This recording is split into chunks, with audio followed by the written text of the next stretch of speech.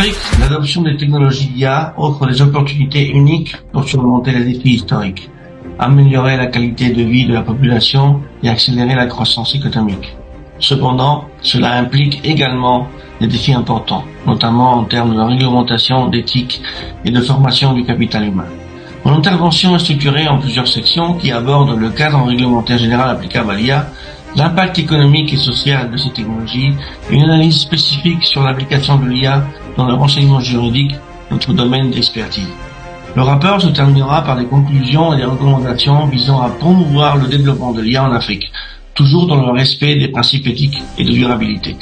Axes principaux: des protections de données personnelles, alignées sur le règlement en général sur la protection de données RGPD de l'Union européenne, qui fait office de référence internationale en la matière. La cybersécurité étant un pilier important du cadre réglementaire qui affecte l'IA, car avec la numérisation et la connectivité croissante, la protection contre les cyberattaques et la garantie de l'intégrité des systèmes d'IA, puis la propriété intellectuelle, y compris les droits d'auteur, fondamentale dans le développement de l'IA car elle protège les créations des logiciels et la norme. Mais qui de l'intelligence artificielle dans le domaine juridique? Cœur de notre intervention. Nous allons nous appesantir plus concrètement sur le fait que l'intelligence juridique, grâce à l'IA, transforme et transformera la pratique juridique, offrant efficacité, précision et de nouvelles façons d'accélérer la justice et de l'administrer.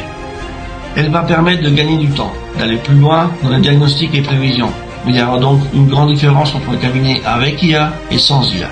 Lorsque deux cabinets avec IA s'affronteront, il faudra voir si cela ne ressemble pas plutôt à une guerre d'IA, où la justice peut-être ne sera pas aussi juste que souhaitable. Néanmoins, notre article a été conçu pour expliquer comment arriver à avoir un outil performant qui optimise ressources, temps et argent dans une logique d'IE, donc d'affrontement, dans un domaine juridique. Or, s'il y a bien une chose que l'IA a bien mis en exergue, c'est que les domaines ne peuvent pas rester cloisonnés bien longtemps. Tout est interdépendant et les impacts croisés doivent être évalués avant de mettre en place des stratégies holistiques. L'IA pour tout n'existe encore pas, mais c'est une affaire à suivre. Il est donc crucial de faire face à ces risques en élaborant des cadres réglementaires appropriés et en promouvant l'inclusion numérique, car il faut des IA africaines pour les Africains. Faute de quoi, les organisations avec IA seront toujours gagnantes face aux organisations sans IA.